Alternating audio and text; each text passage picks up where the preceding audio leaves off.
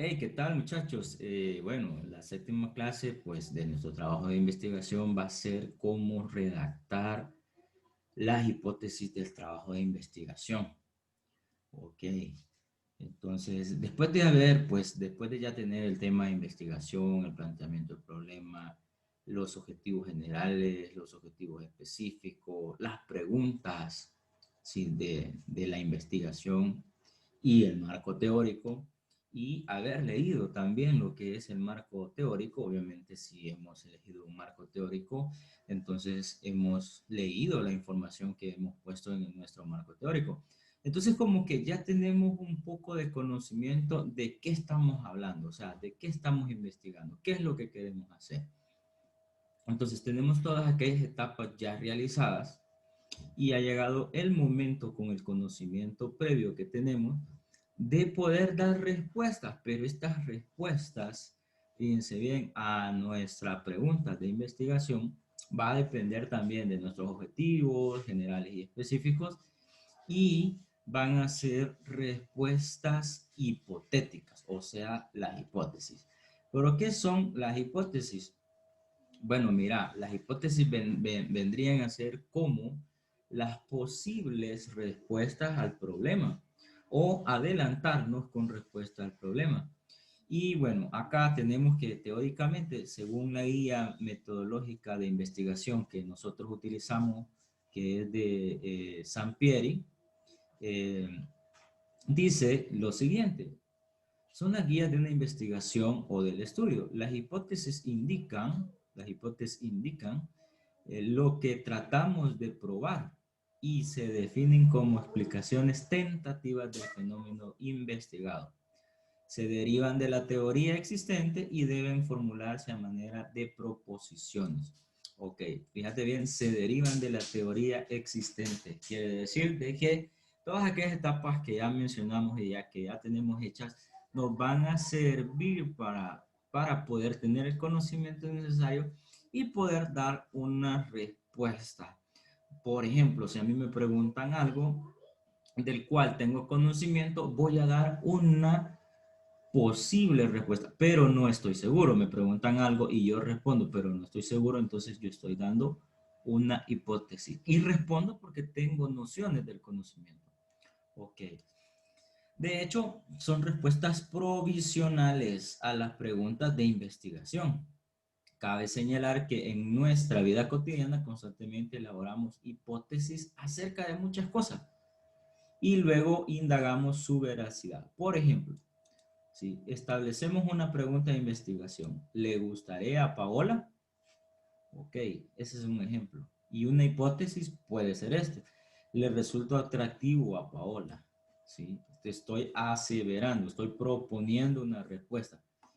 Esta hipótesis es una explicación tentativa, ¿sí? Y está formulada como proposición, ¿ok? O sea, se está proponiendo. Después investigamos si se acepta o se rechaza la hipótesis al acotejar a Paola y observar el resultado. Ok, entonces llevamos a comprobación nuestra hipótesis. Entonces, en nuestro trabajo de investigación, a lo largo de todo lo que llevamos, ¿verdad? Ha sido lento el proceso, pero vamos ya en la cima de este, y la cima pues es la investigación. Pero para la investigación primero debo de adelantarme a las posibles respuestas. Si yo, por ejemplo, estoy planteando si cómo influye, por ejemplo, la contaminación medioambiental en los talleres de tal especialidad del instituto tal en el año tal, entonces esa es mi pregunta. Ahora voy a mi hipótesis. Bueno, influye de gran manera, ya que la concentración es un factor que también influye del medio ambiente. Entonces, yo estoy asegurando de una forma tentativa, o sea, estoy respondiendo al planteamiento del problema de una forma tentativa.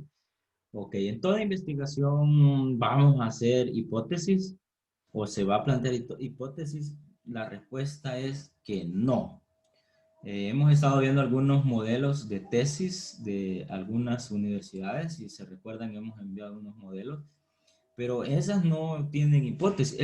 La situación es que en el caso de ellos, ese tipo de investigaciones, en la mayoría de tesis universitarias para terminar una carrera, son cualitativas. Cualitativas quiere decir solamente son descriptivas, no van a tocar tanto número estadístico. En el caso de la investigación de nosotros, va a ser cuantitativa. Voy a cuantificar porque voy a hacer una entrevista a través de una encuesta. Voy a hacer encuestas según sea el instrumento que voy a ocupar, pero voy a tener números, voy a cuantificar. Y esos números me van a ayudar, ¿verdad?, a comprobar mis hipótesis. El hecho de que formulemos o no formulemos las hipótesis va a depender de algunos factores esenciales. El alcance inicial del estudio, las investigaciones cuantitativas que formularon las hipótesis, son aquellas cuyos planteamientos definen su alcance. Será correlacional o explicativo. A los que tienen un alcance descriptivo, pero que intentan pronosticar una cifra o un hecho. Entonces, nosotros pretendemos demostrar o comprobar cuánto nos afecta tal problema en la institución. ¿Ok? Si alguien está hablando, por ejemplo, las consecuencias de no contar con espacios deportivos en los estudiantes de primeros años de la especialidad tal, del instituto tal, en el año tal, ubicado en tal lado, entonces mi hipótesis puede ser, influye de gran manera, ya que el estudiante necesita recreación. Eso puede ser una de mis hipótesis, ¿verdad? Ok, entonces, pero yo quiero saber, fíjense bien, como investigador, cuánto influye, ¿sí? Pero para poder dar una respuesta, yo tengo que hacer las encuestas, o sea, generar un instrumento para recolectar la información. Tengo que seleccionar la muestra donde voy a aplicar, ¿verdad?, mi instrumento, y luego, fíjense bien, contabilizar las muestras. Pero eso va más adelante en la explicación. Ahora, síntesis del ejemplo. Bueno, en este cuadro vamos a tener la formulación de hipótesis cuantitativo. Esto es para estudios cuantitativos. Entonces, lo cuantitativo nosotros nos vamos a inclinar a él porque resulta que necesitamos saber qué es encuestar a alguien, necesitamos ver que los números son importantes, son fríos, pero nos van a arrojar resultados. Entonces, vamos a tener hipótesis, ¿sí? Eh, Fíjate bien, de alcance de estudio, en el alcance de estudio, vamos a tener estudio exploratorio, descriptivo, correlacional, explicativo. En el exploratorio no se formulan hipótesis, o sea, en una investigación solo exploratoria no es necesario formular hipótesis, porque solamente necesitamos conocer, no necesitamos adelantarnos a la respuesta. Descriptivo, aquí sí se necesitan hipótesis, solo se formulan cuando se pronostica un hecho o un dato. Entonces, aquí sí, descriptivo, sí necesita hacer hipótesis. Correlacional, se formulan hipótesis correlacionales, o sea, consecutivas. Explicativo, se formulan hipótesis casuales. Ok. Bueno, siempre las hipótesis son verdaderas. Fíjense que no, ¿verdad? Las hipótesis son supuestos. Los policías, por ejemplo, cuando atrapan a alguien que ha cometido un delito, dicen el supuesto asaltante, el supuesto homicida, el supuesto terrorista, el supuesto ladrón. ¿Por qué? Pero no pueden adelantarse a una aseveración, porque pueden ser demandados. ¿Y qué tal si al que agarraron no es? Entonces, la ley, por ejemplo, en nuestro país dice que sos inocente mientras no seas condenado en juicio. Hay que tener cuidado. Los periodistas también manejan esa frase de el supuesto asaltante, el supuesto violador, porque mientras no sea condenado o vencido en juicio, no se le puede catalogar, ¿verdad?, a una persona como culpable. Ok, entonces no necesariamente van a ser verdaderas o no necesariamente pueden ser falsas. Ok, fíjense bien, Black y Champion 1976 plantean lo siguiente: una hipótesis es diferente a la afirmación de un hecho. Si alguien establece la siguiente hipótesis, refiriéndose a un determinado país: las familias que viven en zonas urbanas tienen un menor número de hijos que las familias que viven en zonas rurales. Esta puede ser o no comprobada. En cambio, una persona sostiene lo anterior basándose en información de un censo poblacional reciente de ese país, no establece una hipótesis, sino una afirmación de un hecho. No podemos confundir lo que nos están ejemplificando Black y Champion, sacado del libro de Sampieri, de la metodología de la investigación. Nos está queriendo decir de que no debemos confundir una hipótesis con un hecho probado, ¿verdad? A eso se refiere. ¿Ok? Aunque se esté tratando del mismo tema. Yo puedo, por ejemplo, opinar, dar una hipótesis del hecho, por ejemplo, desde el punto de vista científico, porque a eso me dedico, y de investigación, de, por ejemplo, los quehaceres, ¿sí? Por ejemplo, de la medicina en un hospital, ¿ok? Pero no quiere decir que el conocimiento científico que poseo eh, vaya a ser así ya en la práctica. Entonces hay que tener cuidado con eso. ¿Qué son las variables? Bueno, su nombre lo dice. Las variables son cambiantes, son cambiantes. Y Saint-Pierre, perdón, lo plantea de esta forma. En este punto es necesario definir, ¿verdad?, que una variable es una propiedad que puede fluctuar, ¿verdad?, y puede variar de forma susceptible de medirse u observarse. Entonces, la variable es eso, miren. Puede variar y puede fluctuar. Fluctuar es como cambiar, ¿sí? Un cambio. Ahora, acá tenemos dos ejemplos: la presión arterial, el atractivo físico, el aprendizaje de conceptos, la religión, la resistencia de un material. ¿Por qué estas son variables? Porque pueden cambiar de un momento a otro. Entonces, en nuestras hipótesis vamos a tener que saber identificar cuáles son las variables, ¿sí? Por ejemplo, el aprendizaje. Fíjense bien, puede ser así. Si yo tengo cómo influye la contaminación, ¿verdad?, en los lugares recreativos dentro de la institución, en el aprendizaje de los jóvenes de segundo año que llegan a estudiar a la biblioteca, digamos, o que llegan a estudiar a esas mesas.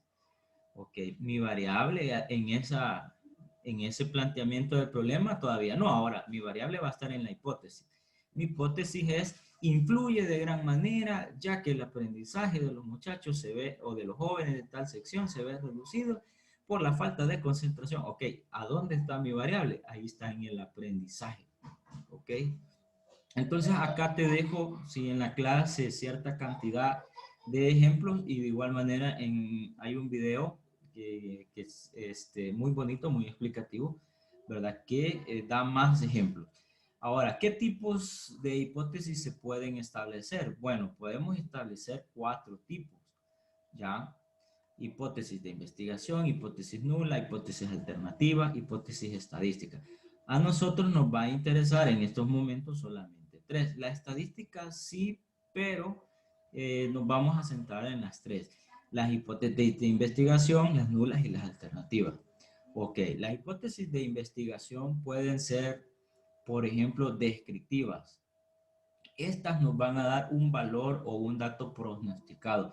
Yo puedo decir: es correcto, el 50% de los estudiantes se ven afectados por no tener un lugar determinado para estudiar. Un ejemplo, ¿sí? Ya, entonces estoy asegurando, ¿verdad?, que un 50%. O el próximo año van a disminuir en un, ¿qué?, 75% los resultados obtenidos este año. O sea, ok. Ahora, correlacionales, de diferencia de grupos, y casuales. Pues nosotros en este caso, fíjense bien, nos vamos a quedar con la A, ¿sí? Con la opción A para trabajar.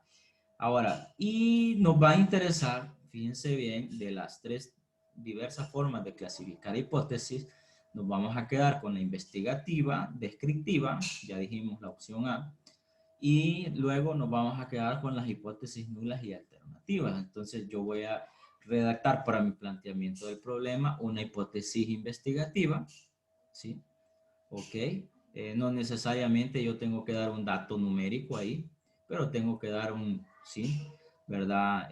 Sí, un buen número de la población de estudiantes se ve afectada. Entonces, ahí tengo que más o menos utilizar palabras que me estén diciendo cantidades, ¿verdad? Pero también puedo atreverme y dar un porcentaje. Yo considero que a través de la investigación puede ser así. Recordad, no puedo personalizar, ¿verdad? No hay que personalizar, solamente se personaliza en la etapa de conclusiones y no hemos llegado hasta ahí. Entonces, no personalizas en el tema, no personalizas en el planteamiento del problema, no personalizas en los objetivos, porque en los objetivos vas a llevar un verbo, son verbos los que llevas, generales específicos. No personalizas en la justificación, porque la justificación, recordad, te debe contestar dos preguntas bien esenciales: ¿por qué se hizo y a quién va a beneficiar o quiénes son los beneficiados? Sin personalizar, sin decir nosotros, yo, ¿verdad? Ellos, ¿sí? No podemos personalizar eso, ¿ok? Luego, en la parte de la introducción, todavía no la vamos a hacer porque eso se hace hasta el final, junto con las conclusiones y otras cosillas más que vamos a ir viendo.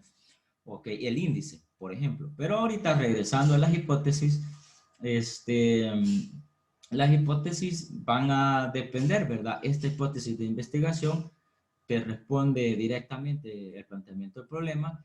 Luego, las hipótesis nulas y las alternativas. ¿Qué pasa con eso? Veamos qué son las nulas. Mira, de cierto modo, este es como lo contrario de una hipótesis de investigación. También constituyen proposiciones acerca de la relación entre las variables, solo que sirven para refutar o negar la afirmación de la hipótesis de investigación.